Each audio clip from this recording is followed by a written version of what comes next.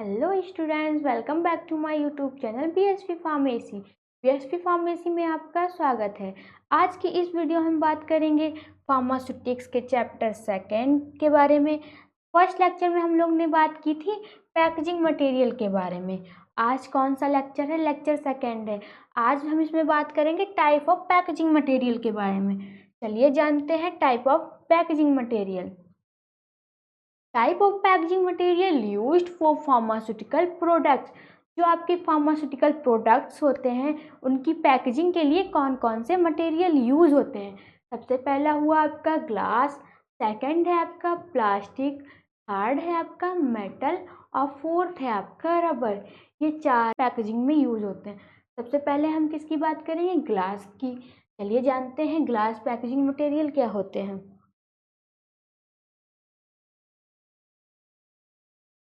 Glass has been widely used as a drug packaging material. जो glass का use है वो किस लिए होता है? ड्रग पैकेजिंग मटेरियल में यूज़ किया जाता है। Glass is composed of sand, ash, limestone and cullet, silica, aluminium, sodium, potassium, calcium, magnesium, zinc are generally used into preparation of glass. जो आपको ग्लास बनाने के लिए कौन कौन से केमिकल यूज होते हैं? आपका सिलिका हो गया, एल्युमिनियम हो गया, सोडियम हो गया, पोटेशियम हो गया, कैल्शियम, मैग्नीशियम, जिंक, ये सब केमिकल आपके ग्लास बनाने के लिए यूज होते हैं। फिर हम बात करते हैं वहीं एडवांटेज की। जो आपके ग्लास हैं उनके क्या क्या एडवांटेज हैं? They are hygienic and suitable for sterilization. Glass होते हैं वो हाइजीनिक होते हैं और स्टेरिलाइजेशन इनका आसानी से हो जाता है। दी आर रिएक्टिवली नॉन रिएक्टिव। ये आपके नॉन रिएक्टिव होते हैं, मतलब कि किसी भी केमिकल के साथ रिएक्शन नहीं करते हैं। It accept variety of closures. इनकी जो आपका ग्लास होता है उनका यूज़ कई तरह के क्लोजर्स बनाने के लिए यूज़ होता है। दी आर ट्रांसपेरेंट। ये ट्रांसपेरेंट होते हैं, जैसे कि इसमें आप देख रहे होंगे कि अंदर की जो दवाई है वो आपको बाहर दिख रही है। दी हैव गुड प्रोटेक्शन पावर। जो इनका प्रोटेक्शन पावर होता है वो बहुत ही अच्छा होता है। दी कैन बी ईजली लेवल्ड। इनके जो आपकी दवाई होती है, दवाई के कंटेनर के बाहर लेवल लगा होता है, वो ईजी से लग जाता है। इकोनॉमिकल होते हैं और variety of size and shapes. अब डिसएडवांटेज की बात करेंगे कि जो आपके ग्लास होते हैं, ग्लास कंटेनर के क्या क्या डिसएडवांटेज होते हैं। सबसे पहला हो गया आपका इट इज़ रिलेटिवली हैवी। ये बहुत ही ज़्यादा हैवी होते हैं, इनमें वजन होता है। Glass is fragile so easily broken. अगर ग्लास ऊपर से गिरता है तो वो टूट जाते हैं। Release alkali to aqueous preparation. ये जो आपके ग्लास होते हैं वो एल्काली, मतलब एल्काली जो इसके अंदर होता है वो एक्वस प्रिपरेशन रिलीज करता है। एल्काली क्या होता है? एल्काली बेस होता है। एल्काली बेस होता है जो एक्वस प्रिपरेशन रिलीज कर देता है, जिससे आपकी दवाइयों में दिक्कत आ सकती है। अब हम बात करेंगे आपके प्लास्टिक के बारे में, कि प्लास्टिक पैकेजिंग मटेरियल के बारे में। Plastic may be defined as any group of substance of natural or synthetic origin consisting chief of polymers of high molecular weight that can be molded into a shape or form by heat and pressure। जो आपके plastic packaging material होते हैं वो high molecules polymers होते हैं। इनको ठंडा या गर्म करके कोई भी शेप में कन्वर्ट किया जा सकता है और इसको रीयूज़ भी कर सकते हैं। आपके इसके एडवांटेज क्या क्या है? Less weight than glass. जो आपका ग्लास होता है वो हैवी होता है और प्लास्टिक ग्लास की तुलना में हल्का होता है। इसको आसानी से इधर से उधर ले जाया जा सकता है, और जो आपके ग्लास होते हैं उनको आसानी से एक जगह से दूसरी जगह नहीं ले जा सकते हैं। फ्लेक्सिबल, दूसरा है आपका फ्लेक्सिबल। ये फ्लेक्सिबल होते हैं, इन्हें कोई किधर भी मोड़ सकते हैं। ग्लास को हम इधर उधर नहीं मोड़ सकते, अगर वो मुड़ते हैं तो टूट जाते हैं। वहीं आपका प्लास्टिक इधर उधर मुड़ता है तो पिचक जाता है पर टूटता नहीं है। Variety of size and shapes, essential, chemically inert, strong, rigid, safely use, high quality, various designs, externally resistant to breakage. जो इनका ब्रेकेज चांस होता है, टूटने का चांस होता है, वो बहुत ही कम होता है, ये टूटने का चांस नहीं होता है। डिसएडवांटेज की बात करेंगे, एब्जॉर्प्शन परमेएबल टू मॉइस्चर। ये मॉइस्चर को एब्जॉर्ब कर लेते हैं जिससे दवाइयाँ खराब हो सकती हैं। वहीं आपके जो ग्लास है वो मॉइस्चर को एब्जॉर्ब नहीं करते हैं। पुअर प्रिंटिंग थर्मोस्टेटिक, ये थर्मोस्टेटिक होते हैं और इनकी जो प्रिंटिंग प्रॉपर्टी होती है बहुत ही ज़्यादा कम होती है। अब हम आगे बात करते हैं कि आपके प्लास्टिक कितने टाइप के होते हैं। प्लास्टिक आपके 2 टाइप के होते हैं। फर्स्ट वन है आपका थर्मोसेटिंग प्लास्टिक, सेकंड है आपका थर्मोप्लास्टिक। तो थर्मोसेटिंग प्लास्टिक के बारे में हम बात करेंगे। When heated they may become flexible but they do not become liquid। जो आपके थर्मोसेटिंग प्लास्टिक होते हैं अगर उनको गर्म करते हैं तो वो फ्लेक्सिबल हो जाते हैं, लेकिन वो आपके लिक्विड में कन्वर्ट नहीं होते हैं। अब वो जब लिक्विड में कन्वर्ट नहीं होंगे तो हम उनको कोई और शेप नहीं दे सकते हैं और ना ही उनका रीयूज़ कर सकते हैं। जैसे एग्जांपल के लिए आपका यूरिया फॉर्मल्डिहाइड हो गया, फिनॉल फॉर्मल्डिहाइड हो गया और आपका पॉलीयूरेथेनियस हो गया। सेकंड है आपका थर्मोप्लास्टिक। अब थर्मोप्लास्टिक क्या होते हैं? On heating they are soften of viscous fluid which harden again on cooling. मतलब जो आपके थर्मोप्लास्टिक होते हैं उनको अगर हम गर्म करते हैं तो वो लिक्विड में कन्वर्ट हो जाते हैं और इनको बार बार रीयूज़ किया जा सकता है। ऐसे आपका पॉलीथाइलीन हो गया, HDPE, LDPE, हाई डेंसिटी पॉलीथाइलीन और लो डेंसिटी पॉलीथाइलीन। पॉलीविनाइल क्लोराइड हो गया, पॉलीस्टाइरीन हो गया, पॉलीप्रोपाइलीन हो गया और नाइलॉन हो गया। वहीं अब हम बात करेंगे मेटल के बारे में कि आपके जो मेटल पैकेजिंग मटेरियल के बारे में। Metal are used for construction of containers. The metal commonly used for this purpose are aluminium, tin, plated steel, stainless steel, tin and lead. जो आपका मेटल होता है वो जैसे आपके घर में बर्तन यूज़ किए जाते हैं उनमें ज़्यादातर मेटल होता है, ठीक। The metal commonly used for purpose.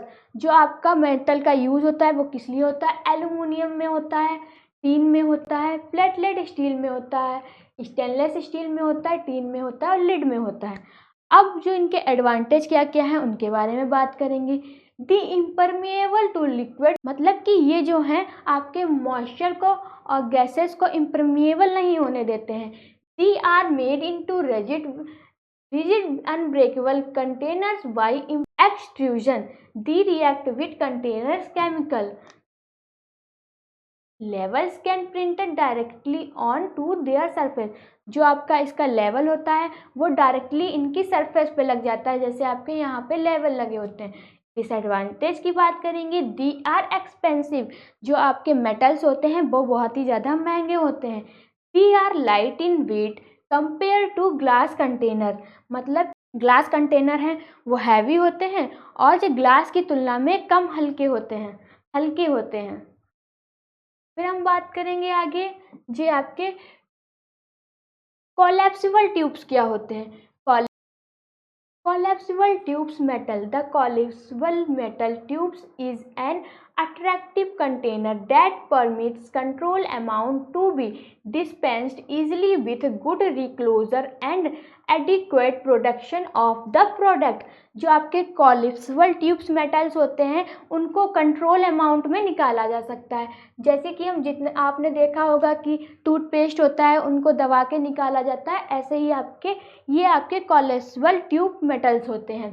इनकी जो क्लोजिंग होती है पीछे के साइड से इन्हें ओपन करके क्लोज किया जाता है, फिर बाद में इनको सील कर दिया जाता है। It is light is most commonly used are tin, aluminium और लेड। इसमें जो यूज़ होता है वो क्या क्या होता है? एल्यूमिनियम, टीन और लीड होता है। अब हम बात करते हैं एल्यूमिनियम, टीन और लीड की। टीन की सबसे पहले बात करेंगे। Tin container are prepared for food, pharmaceutical and any products for which purity is considered. जो आपके टीन कंटेनर्स होते हैं वो किस लिए यूज होते हैं? फूड, फार्मास्यूटिकल एंड प्रोडक्ट्स के लिए यूज किए जाते हैं। Tin is the most chemically inert of collapsible tubes. फिर एल्यूमिनियम की बात करते हैं। Aluminium tubes offer significant saving in product shipping cost because of their light weight. जो आपके एल्यूमिनियम ट्यूब्स होते हैं वो आपकी सेविंग को बचाते हैं और शिपिंग कॉस्ट भी बचाते हैं। फिर दी आर अट्रैक्टिव इन नेचर। इनका जो नेचर होता है वो बहुत ही ज़्यादा अट्रैक्टिव होता है। लीड की बात करते हैं। Lead has the lowest cost of all tubes. metals, and it's widely used for non-food products such as adhesive, inks, paints and lubricant। जो आपके लिड्स होते हैं वो लोएस्ट कॉस्ट के होते हैं। इनका यूज़ किस किस में किया जाता है? फूड प्रोडक्ट्स के लिए, एडेंसिव के लिए, इंक्स के लिए, पेंट्स के लिए और लुब्रिकेंट्स के लिए। ये तो हो गए आपके मेटल्स। अब हम आगे किसको देखेंगे? रबर को, कि रबर पैकेजिंग मटेरियल क्या होते हैं। Rubber is used mainly for the construction of closures meant for the wells, transfusion fluid bottles, dropping bottles and as washes in many other type of production। जो आपकी rubber होती है वो किस लिए यूज होती है? किसी भी क्लोजर को बनाने के लिए, मतलब कि कोई भी आपकी पैकेजिंग मटेरियल तो उसके ढक्कन को बनाने के लिए। इसको आसानी से मतलब कि वॉश किया जा सकता है, धोया जा सकता है और आसानी से खोला जा सकता है और बंद किया जा सकता है। इसके एडवांस जो आपकी रबर होती है वो कितने टाइप की होती है? 4 टाइप की होती है। फर्स्ट टाइप का ब्यूटाइल रबर, सेकंड आपका कौन सा है? सेकंड है आपका नाइट्राइल रबर, थर्ड है आपका क्लोरोपीन रबर और फोर्थ आपका सिलिकॉन रबर है।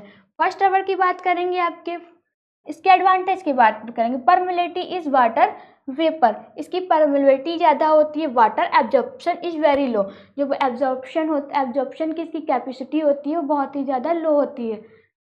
Disadvantage, slow decomposition takes place above 130 degree Celsius, अगर इसको हाई टेम्परेचर पे रखते हैं तो ये मेल्ट हो जाती है। Oils and solvent resistance is not very good, जो इसका ऑयल और सॉल्वेंट रेजिस्टेंस होता है वो अच्छा नहीं होता है। फिर हम बात करते हैं आगे जो आपका सेकेंड टाइप है रबर का, नाइट्राइल रबर के एडवांटेज क्या? Oil resistant due to polar nitrile group heat resistance. Disadvantage क्या है? Absorption of bactericide and leaching of extractive are considerable.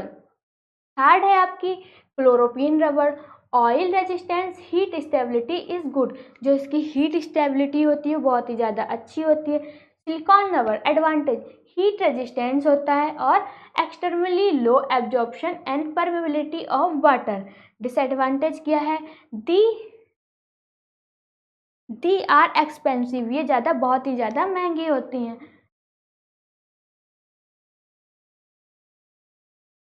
BSP pharmacy आपको डी फार्मा, बी फार्मा दोनों के, D pharma first semester, second semester, third semester और fourth semester ये course available करा रहा है और साथ ही साथ आपको डी फार्मा के कोर्स भी अवेलेबल कराता है।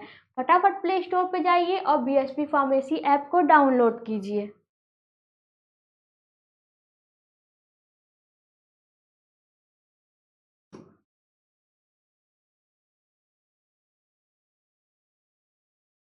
वीडियो अच्छी लगी हो तो लाइक करें, कमेंट करें और हमारे चैनल को सब्सक्राइब करें। वीडियो में लास्ट तक बने रहने के लिए थैंक यू।